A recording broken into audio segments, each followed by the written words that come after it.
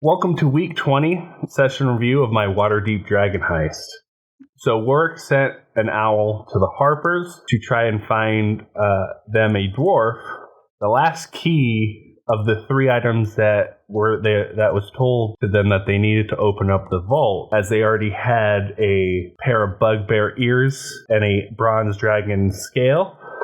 All they needed was a dwarf that could play the bagpipes. Once the dwarf showed up, they all went to the theater. They debated for a little bit how to get into the theater. Eventually, they broke in through a window, and Z2 found a fairy dragon. While she went and spoke to it, Vengeance continued to search around and found a secret entrance, but couldn't figure out how to open it. Z2 did some amazing roleplay with the dragon and made a deal with it. It opened the secret path for them. Part of the deal, it did give them some information. He warned them that the Horde contained an ancient and an adult dragon, one that breathed fire and one that was gold. Building suspense. So as they're going through the vault, right, or heading towards the vault, I wanted to start to add a little bit more and more tidbits of info to start bringing up that suspense of what's going to happen next.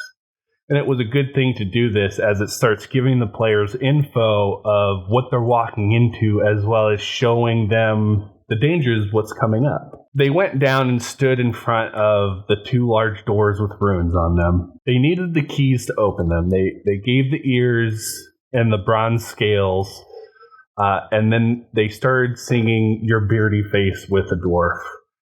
The doors opened, and the bard and the fairy dragon took their leave, and the second-hand 6 walked down a little path and ran into a dwarf who gave them a riddle. So riddles can be fun and just miserable for parties. Like they got the answer pretty quickly, but they didn't get the correct way of presenting the answer until Doc rolled another nat 20 on a perception roll, and I explained everything in the room a second time, and it kind of clicked, and then he realized the answer to it was silence, but the whole room had to be silent. Let the players fail forward.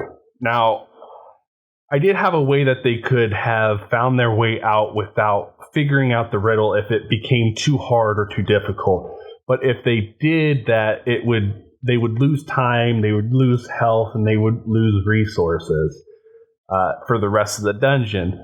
They can still fail, but they can still push forward through the dungeon. Always make it so that if they do fail, they can still continue on. They talked a little bit to the dwarf and then walked up to a different level. They found 3 rooms across some shaky and broken bridges.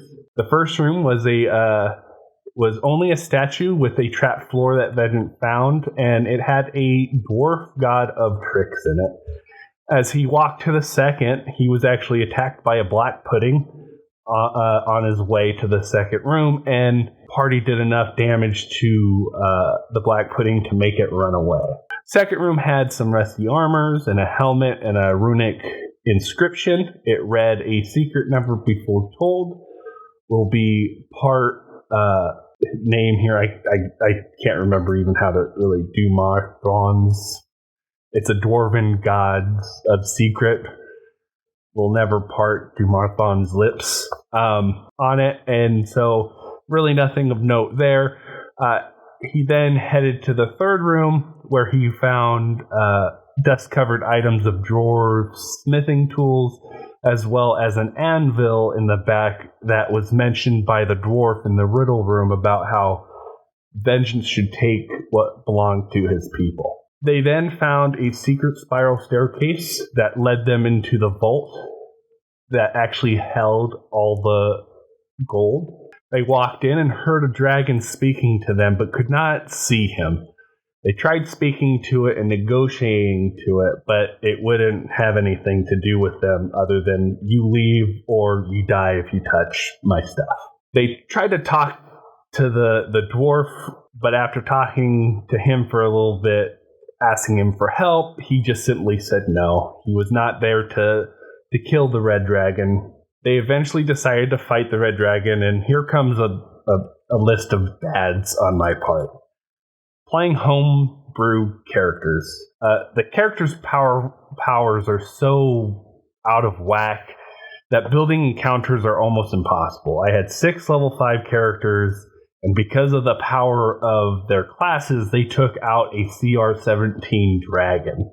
Playing homebrew classes are the things that, as a DM, I won't ever be allowing in my game ever again. They're so unbalanced, and also they're between them all, there's so large swings between their power levels as well. As like if I'm dealing with one of them, then this monster is on even par with them. But if it attacks this one's dead. Like it's so up in the air. And it's not about a thing about like me having fun. It's about how hard it is to make a battle fun and feel fair to everyone in the game, which then leads me to the next point. Not everyone had fun. This was pretty much the apex of the Dragon Heist campaign. Not of our campaign, but of the module that we all decided to play. And we had 3 players pretty much do nothing because of saving throws against an adult dragon's frightful presence. It's a 19, and that's really hard to beat when your dump stat is wisdom and you're level 5, right? Now, if I use a young dragon, that wouldn't even have the frightful presence at all to use. And the fight would have been over in 2 rounds because how overpowered the players' classes are. It's a very big swing between the players versus monsters in the game because these classes aren't balanced to the game that they're playing. Also, don't listen to the players. And what I mean by this is if I had chosen to just make an animated breath, like I thought I was going to, then I would have had something the feared characters would have been able to do something against. They would have had something to fight. And then I would have never have had this feeling of I failed the last fight that I made. But I let the fear of a couple players that started just building and building up to the fight, and then the more moves that started happening because of layer actions and stuff like that, I decided not to add another monster, right? And that was bad on my part. I knew that it would have been fine, but the fear of the players got to me, and it made me gun shy, so I didn't pull the trigger on that extra monster. They defeated the dragon, and the session was going on to 6 hours, so we called it there. So that's it for now. Please let me know if you liked it down in the comment section below. Hit the like button, subscribe, and share it with your friends. And like always, have a beautiful day.